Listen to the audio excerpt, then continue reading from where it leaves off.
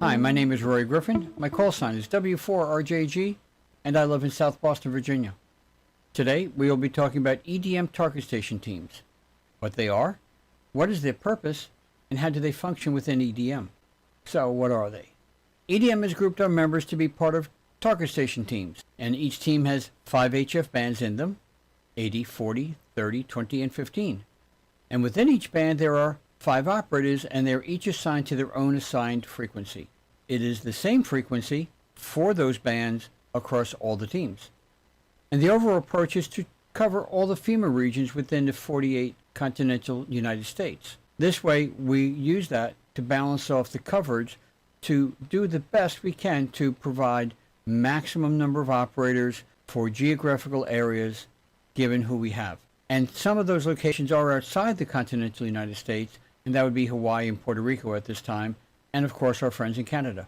Now this is a pretty simple map, and it shows where our coverage is, and using the colors that are there, it shows the various teams and how we spread out the coverage based on the team, based on geographical location. Now there are some crowded locations we wish we had more operators, but we're not there yet. And for those of you who are EDM target station team members, if you go into the file section and you go into the mapping folder, you'll be able to get instructions on how to get to this map and the various ways to drill down for greater information, which is pretty cool. EDM assigns each frequency within each team, and we give it the label channels, and we use that for reference points within the documentation, especially for exercises. The channel numbers are the same for each frequency across all the teams, and this provides points of contact for each HF band. It also provides points of contact within regions. Now here's a simple graphic, and it shows by the dark blue that these are the target station teams and they're ready to go as target stations. Now how do they function within EDM? An EDM exercise will use one of 2 basic forms of interactions. Basic, we can have some variations. Format 1. One target station team will function as the target stations. Each operator will be on their own assigned frequency, and all the other operators in the other teams, they're all field stations. And in that capacity, they're not limited to their assigned frequencies. They can go and try and make contact with the target station teams across all 30 frequencies. In the basic form, the target station may transmit beacons and/or broadcasts, or they could be listening for field stations and respond to the beacons or broadcasts. And this is a simple graphic showing here is all the field station teams, and they are going after the target station team, in this case Team E. Now there's Format 2, and there are no assigned target stations at all.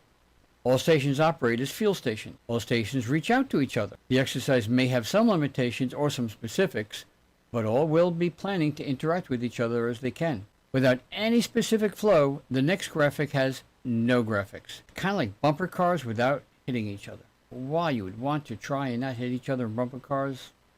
Anyway, so here we show the simple graphic that there is no target station team. No team is dark blue. Now I could put in lots of arrows showing the various types of interaction that could occur, but it would get very complicated because even just to show teams reaching out to other teams, that's 5 arrows from each team reaching out to the other teams per team.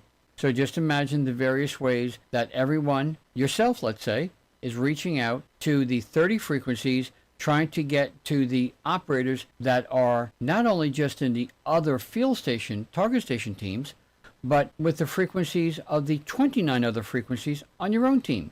That's a lot of activity, and, well, let's just move on. During this type of exercise, every station is listening, and depending on the parameters of that exercise, there could be limitations on who's transmitting, and the transmissions could be a beacon, or it could be a broadcast with preset character strings, and therefore the listening stations set their alerts looking for those character strings. To gain more understanding, if you go to the training videos we have, the first 3 for 2023, all this is explained in detail. Now in any exercise format, they could also focus only on certain regions, or only certain bands, or at certain times, and for a band. Each exercise is to help you understand ways to setting up your local agency support with a primary goal for the call-up process design and capability. For any questions, please use Groups.io and see if you can start using the chat feature. This way, your topic that you want to know more about can stay focused just within that chat only. And we thank all of you for participating in the EDM exercises and all of these videos and training sessions. We wish you all a very good day. 73.